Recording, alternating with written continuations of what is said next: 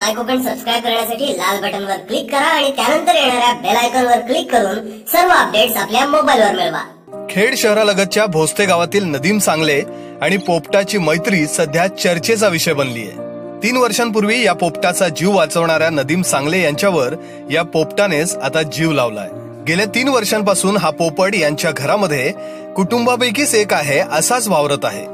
या पोपटासाठी नदीम सांगले यांनी कोणत्याही प्रकारचा पिंजरा ठेवलेला नाहीये किंवा त्याला बंदिस्त सुद्धा ते ठेवत नाहीत। सगळ्यात थक्क करणारी गोष्ट म्हणजे या पोपटाला नदीम यांचा इतका लढा लागलाय की त्यांच्या मुलाने जरी त्यांना धरलं तर तो त्याला चावायला येतो।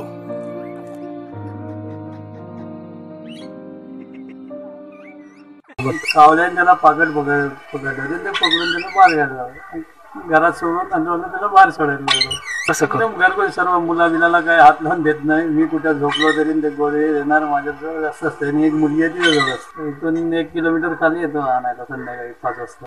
आपण जसे त्यांना हे करू तसे आहे ना, बकऱ्या पण आहेत ते पण बराबर गाडी आली की आवाज देणार। नदीम सांगले खेडमधील एका ऑइल कंपनीमध्ये सेल्समनचं काम करतात। ते जेव्हा सकाळी कामाला जातात तेव्हा त्यांच्या खांद्यावर बसूनच हा पोपट देखील काही अंतर त्यांच्या सोबत जातो। नदीम सांगले जेव्हा कधी गावाबाहेर जातात तेव्हा हा पोपट फक्त त्यांच्या बहिणीकडे म्हणजे शमा आलवीकडे राहतो। एकदा त्याला नजीकच्याच एका व्यक्तीनं पकडून आपल्या घरी नेलं होतं, पण रातोरात हा पोपट उडून पुन्हा एकदा सांगले यांच्या घरी आला। या पोपटामध्ये आणि नदीम सांगले यांच्यामध्ये जीवाभावाचं नातं निर्माण झालंय आणि त्याचीच चर्चा संपूर्ण खेड परिसरात आहे। चंद्रकांत बनकर, माय कोकण, खेड।